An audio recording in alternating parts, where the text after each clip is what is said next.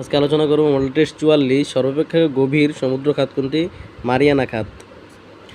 সৌরজগতের কোন গ্রহে সবচেয়ে বেশি উপগ্রহ রয়েছে? এসা। শনি। দক্ষিণ কোরিয়ার মুদ্রার নাম হচ্ছে উয়ন। হিমালয় কন্যা বলা হয় বাংলাদেশের কোন জেলাকে? পঞ্চগড় জেলাকে হিমালয় কন্যা বলা হয়। কফি উৎপাদনে পৃথিবীর শীর্ষতম দেশ কোনটি? কফি উৎপাদন শীর্ষ দেশ হচ্ছে ব্রাজিল। চট্টগ্রাম সমুদ্র বন্দর কত সালে প্রতিষ্ঠিত হয়? 1887 সালে। কোন দেশটি ল্যাটিন আমেরিকার অন্তর্ভুক্ত নয়? পেরু। বাংলাদেশের কোন জেলাকে সাগরকন্যা বলা হয়? পটুয়াখালী। বাংলাদেশের প্রশস্ততম নদী কোনটি? মেঘনা নদী। কুলাউড়া পাহাড় কোথায় অবস্থিত? মৌলভীবাজার।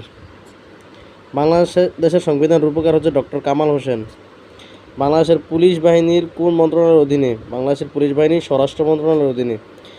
বাংলাদেশ কোন সংস্থার সদস্য নয়? ওপেক। বাংলায় চিরস্থায়ী বন্দোবস্ত প্রবর্তিত হয় 1793 সালে।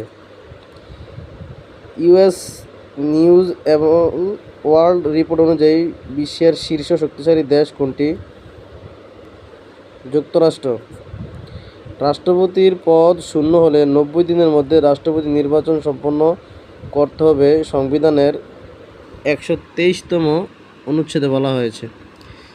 বাংলাদেশের 300তম আসন হচ্ছে বান্দরবন। পুলিশ বীরত্ব পুরস্কার হচ্ছে 4টি।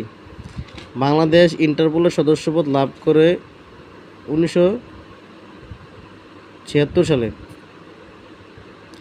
পৃথিবীর আলোকিত অংশ এবং অন্ধকার অংশের সীমারেখাকে বলা হয় ছায়াবৃন্ত। পৃথিবীর রুটির জুড়ি বলা হয় প্রেইরি অঞ্চলকে। কোন পর্বত ইউরোপ ও এশিয়াকে পৃথক করেছে? ইউরাল পর্বত। মঙ্গলের উপগ্রহ দুটির নাম হচ্ছে ফোবস ও ডিমোস। কিসের প্রভাব জনবসতির বণ্টন নিয়ন্ত্রণ করে? জলবায়ু। হেলির ধূমকেতু কত বছর পর পর দেখা যায়? 76 বছর পর পর। কোন রেখা পৃথিবীর আইহিক গতির বেগ সবচেয়ে বেশি? মেরু রেখায়। বায়ুমণ্ডলে অক্সিজেনের পরিমাণ 20.71%। কোন গ্রহের উপগ্রহ সংখ্যা বেশি?